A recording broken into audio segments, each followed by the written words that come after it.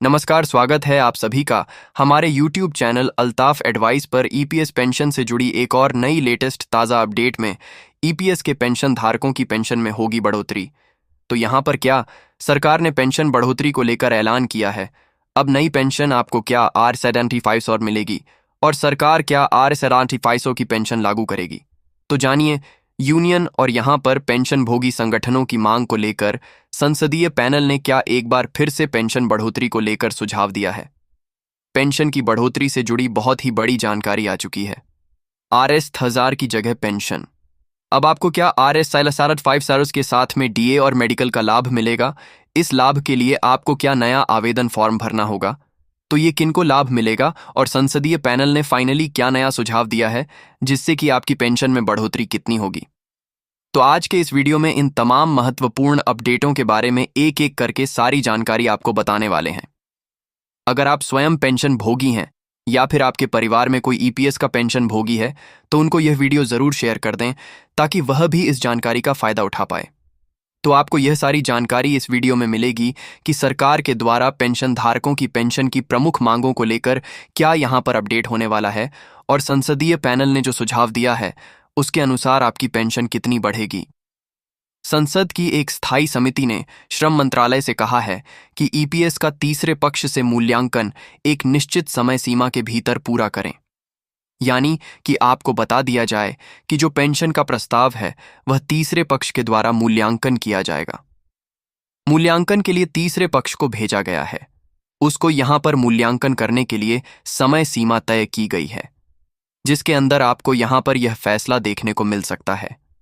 समय सीमा के भीतर पूरा करें, यहां पर मांग की गई है। भारतीय जनता पार्टी के सांसद बसवराज बॉम्बे की अध्यक्षता वाली समिति चाहती है कि मूल्यांकन प्रक्रिया 2025 के अंत तक पूरी हो जाए। यहां पर मांग की गई है कि जो पेंशन की बढ़ोतरी की मांग है वह 2025 के अंदर अंदर पूरी हो जाए ताकि पेंशन भोगी बुजुर्ग लोगों को फायदा मिले। सरकार ईपीएस के तहत RS1000 की पेंशन बढ़ाकर RS500 करेगी। जानिए यूनियन की आगे क्या मांगे हैं और संसदीय पैनल ने क्या और सुझाव दिए हैं। पेंशन की बढ़ोतरी को लेकर ट्रेड यूनियन और पेंशन भोगियों के विभिन्न संगठन लंबे समय से कर्मचारी पेंशन योजना जो कि ईपीएस पेंशन है उसे बढ़ाने को लेकर मांग कर रहे थे। तो ऐसे में कर्मचारी व संधि संगठन ईपीएफओ के द्वारा यहां पर बात करें तो 2014 में संशोधन हुआ था। 2014 के संशोधन के अनुसार जो आपको RS1000 की पेंशन वर्तमान समय में मिलती है वह बहुत ही कम है। ऐसे में मांग की गई कि सरकार RS7500 की पेंशन लागू करें। RS7500 की पेंशन लेने के लिए आपको कम से कम 10 साल तक पेंशन योजना में योगदान करना होता है। हालांकि ट्रेड यूनियन और कर्मचारी प्रतिनिधि निकायों की मांगों के बावजूद सरकार ने भी ईपीएस तथा पेंशन राशि में फिलहाल कोई संशोधन नहीं किया है। संशोधन करने को लेकर संकेत दिया गया है, यानी कि संकेत मिल रहे हैं कि आपकी पेंशन में संशोधन हो सकता है, आपकी पेंशन बढ़ोतरी हो सकती है, लेकिन आधिकारिक कोई घोषणा अभी तक नहीं की गई है। यहां पर संकेत आ रहे हैं कि 17,500 की पेंशन हो या RS1000 की साथ में डीए हो या मेडिकल की सुविधा हो, इन तमाम अपडेटों को लेकर संकेत मिल रहे हैं। आगे संसदीय स्थायी समिति ने श्रम मंत्रालय से भी कहा है कि पेंशन की बढ़ोतरी को लेकर क्या कहा गया है। संसदीय समिति ने श्रम मंत्रालय से कहा है कि तीसरे पक्ष से मूल्यांकन एक निश्चित समय सीमा के भीतर पूरा करें। जो पेंशन प्रस्ताव तीसरे पक्ष के मूल्यांकन के लिए भेजा गया है वह समय सीमा के भीतर ही पूरा किया जाए। भारतीय जनता पार्टी के सांसद बसवराज बॉम्बे की अध्यक्षता वाली समिति चाहती है कि पेंशन की बढ़ोतरी की प्रक्रिया 2025 के अंत तक पूरी हो जाए ताकि बुजुर्ग लोगों को बेहतर रिटायरमेंट पेंशन मिले। इस समिति ने श्रम मंत्रालय से कहा है कि इस मामले को तत्परता से लें तथा ईपीएस के तहत RS8000 की न्यूनतम पेंशन को बढ़ाया जाए।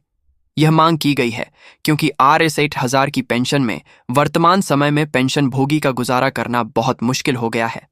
समिति ने अपनी रिपोर्ट में कहा है कि पिछले कुछ वर्षों में जीवन यापन की लागतें कई गुना बढ़ चुकी हैं, महंगाई कई गुना बढ़ चुकी है, लेकिन पेंशन में बढ़ोतरी नहीं हुई है। पेंशन राशि 2014 से वहीं लागू है, तो सरकार इसमें भी इजाफा करें। 30 वर्ष पुरानी ईपीएस योजना की शुरुआत 1975 में हुई थी और इस योजना का उद्देश्य है कर्मचारियों को रिटायरमेंट के बाद एक स्थायी सेवा उपलब्ध कराना। 10 साल के योगदान के अनुसार स्थायी पेंशन देना इसका मुख्य लक्ष्य है। समिति ने अपनी रिपोर्ट में कहा है कि तीसरे पक्ष से मूल्यांकन 30 वर्षों बाद किया जा रहा है।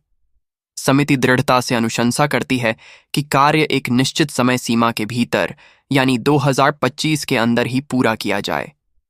यह मांग की गई है कि पेंशन प्रस्ताव को लेकर समिति 2025 के भीतर अंतिम निर्णय ले। श्रम मंत्रालय ने समिति को बताया कि तृतीय पक्ष समीक्षा की प्रक्रिया प्रस्ताव के लिए अनुरोध के माध्यम से शुरू हो चुकी है। इस पर काम भी चल रहा है। समिति को यह भी बताया गया है कि इससे पहले ऐसी कोई समीक्षा नहीं हुई थी।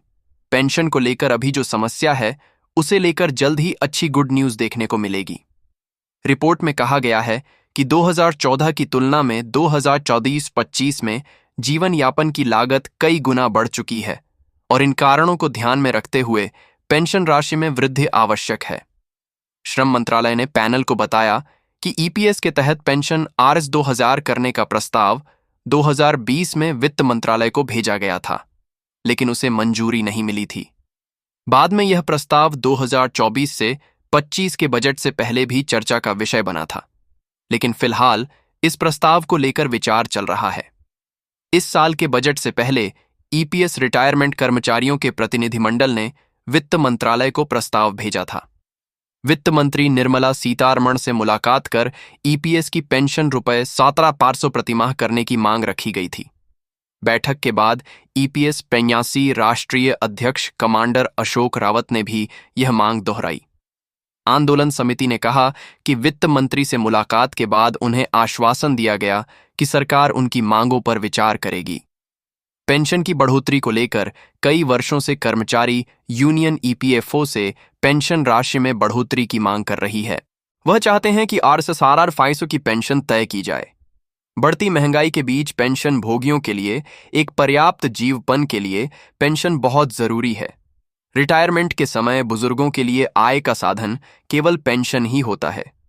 आरएस 1000 की पेंशन से गुजारा करना बेहद मुश्किल है।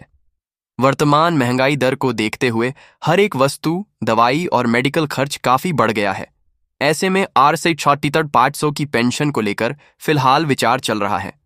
बात करें 7 करोड़ पीएफ खाता धारकों की तो उनके लिए भी बड़ी खुशखबरी आ रही है। 5 बड़े बदलाव बताए जा रहे हैं। पहला बदलाव है प्रोफाइल अपडेट करना। अब पहले से आसान हो गया है। नाम, माता पिता का नाम, वैवाहिक स्थिति जैसी जानकारियां अब ऑनलाइन बदली जा सकती हैं, अगर आपका आधार यूएन से लिंक है। दूसरा बड़ा बदलाव है पीएफ ट्रांसफर की प्रक्रिया अब आसान हो गई है। अब कंपनी की मंजूरी के बिना भी ट्रांसफर संभव है, कुछ मामलों में जरूरी नहीं होगी। तीसरा बदलाव है जॉइंट डिक्लेरेशन। अब डिजिटल तरीके से किया जा सकता है। अब ईपीएफओ ऑफिस जाने की जरूरत नहीं, यह काम मोबाइल से हो सकता है। चौथा बदलाव है नई पेंशन व्यवस्था। सीपीएस से भी आप पेंशन प्राप्त कर सकते हैं, किसी भी बैंक या शाखा से। पांचवा बड़ा बदलाव है अधिक वेतन पर पेंशन की प्रक्रिया स्पष्ट हुई है। हायर पेंशन का लाभ अब उन्हें मिलेगा जिन्होंने विकल्प चुना है। कुछ बदलाव लागू हो चुके हैं, कुछ पर प्रक्रिया जारी है। नई अपडेट के लिए चैनल को सब्सक्राइब करके बेल आइकन जरूर दबाएं ताकि हर ताज़ा खबर सबसे पहले आपको मिले। नई अपडेट के साथ फिर मिलेंगे, तब तक के लिए धन्यवाद। जय हिंद, वंदे मातरम।